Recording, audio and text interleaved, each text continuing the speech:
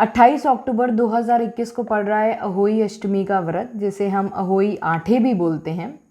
अष्टमी का दिन होता है और महिलाएं अपने संतान के लिए ये व्रत रखती हैं। तो इसमें होता क्या है, अगर आपके पुत्र है या पुत्री है तो आप इनके लिए व्रत रख सकते हैं। वैसे तो ये अक्सर पुत्र के लिए रखा जाता है, लेकिन आजकल का ज़माना ऐसा है, एक एक ही बच्चे होते हैं, नहीं तो दो दो बच्चे होते हैं, एक लड़का एक लड़की, या कई बार सिर्फ एक लड़की ही होती है। तो ये हमारी श्रद्धा के ऊपर है। कई बार लोग पुत्रियों के लिए भी रखने शुरू हो गए हैं। मैंने कई जगह देखा है लोग व्रत रखते हैं, और बहुत अच्छी बात है, क्योंकि संतान तो संतान ही है, चाहे बेटा हो चाहे बेटी हो।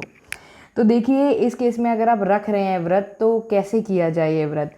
सुबह सुबह उठकर नहा धोकर सबसे पहले हमें संकल्प लेना होता है पार्वती माता के सामने कि हम ये व्रत करने जा रहे हैं और ये अच्छे से हमारा संपन्न हो, और हम ये व्रत निर्जला रखेंगे। जैसे करवा चौथ का व्रत रखते हैं बिल्कुल वैसे ही रखा जाता है ये।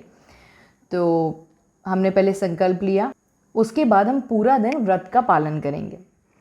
शाम को जब तारे निकलेंगे तो हम तारों को देखकर अर्घ देते हैं, जल अर्पित करते हैं, और इसी तरह से हमारा ये व्रत पूरा हो जाता है। जैसे करवा चौथ में हम चांद देखते हैं, अहोई अष्टमी पे हमें तारे देखना होता है।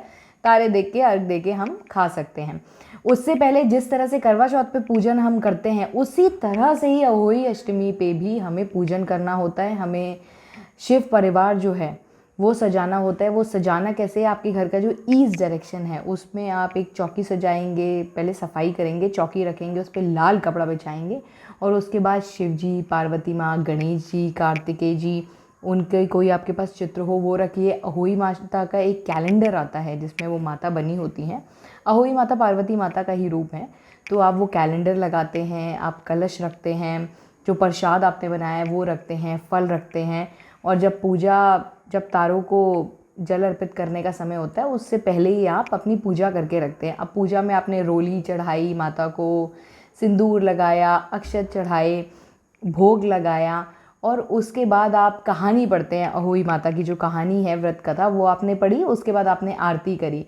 फिर जैसे ही तारे निकलते हैं तो आप तारों के पास जाके अर्घ दीजिए, और आपका व्रत संपूर्ण हो गया। उसके बाद फिर आप खा सकते हैं। देखिए, ये व्रत पूरे इंडिया में बहुत जगह होता है, तो हर जगह की अपनी अलग अलग थोड़ी थोड़ी मान्यताएं अलग अलग हैं। कहीं पर ये जो व्रत है वो संतान के साथ ही खोला जाता है, यानी कि जब आप शाम को पूजा करेंगे तो आप अपने बच्चे को लेकर ही बैठेंगे। कितने भी बड़ा बच्चा है आप उसको साथ में लेके बैठेंगे, और आपने जो ओढ़नी ओढ़ रखी है वो थोड़ा सा बच्चे को भी उड़ा के, उस तरह से हम बैठकर पूरी व्रत कथा पढ़ते हैं। कहीं कहीं पर ये भी रिवाज है कि जब बच्चा पैदा होता है तभी हम एक माला बनाते हैं, उसमें चांदी के मोती डालते हैं, और अहोई अष्टमी के दिन वो माता को पहना के उसके बाद हम खुद पहन लेते हैं वो माला, और दिवाली तक पहने रहते हैं। और हर साल जब भी अहोई अष्टमी आती है हम व्रत करते हैं, उसमें दो दो मोती जो हैं चांदी के वो ऐड करते जाते हैं। कभी कभी कहीं कहीं तो अगर पुत्र की शादी हो जाए, पुत्री की शादी हो जाए, तो हम दो मोती और ऐड कर लेते हैं। कभी होता है कि उनके बच्चा हो जाए तो हम दो मोती ऐड कर लेते हैं। इस तरह से जब भी उनकी कोई अचीवमेंट होती है उनकी लाइफ में, तब हम दो दो मोती ऐड करते जाते हैं। और कहीं कहीं पर ऐसा नहीं भी होता, माला का रिवाज बिल्कुल भी नहीं है।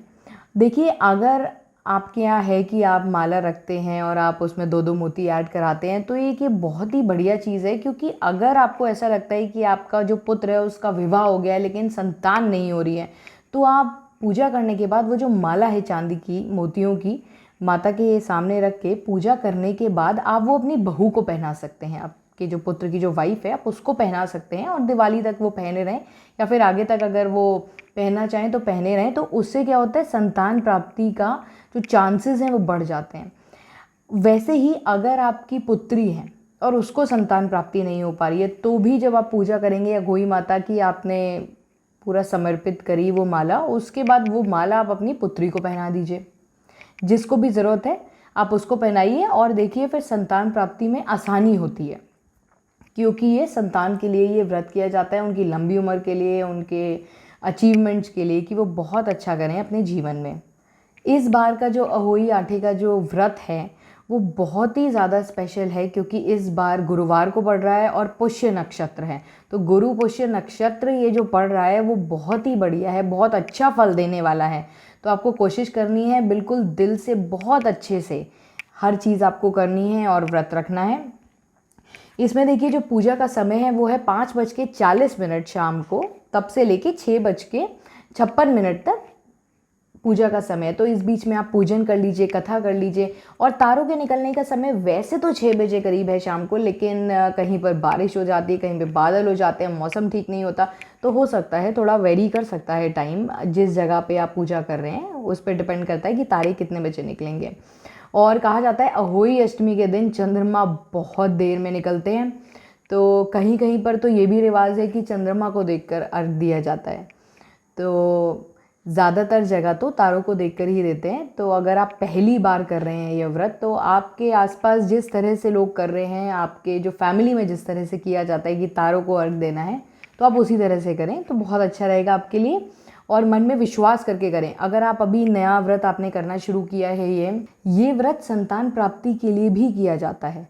तो अगर आपकी संतान नहीं है, आप चाहते हैं कि जल्द ही आपके जीवन में आपको संतान प्राप्ति हो, तो भी ये व्रत किया जाता है। और माँ से ये कामना की जाती है, विश मांगी जाती है कि अगली बार जब आप पूजा करें तो आप अपने बच्चे के साथ ही करें।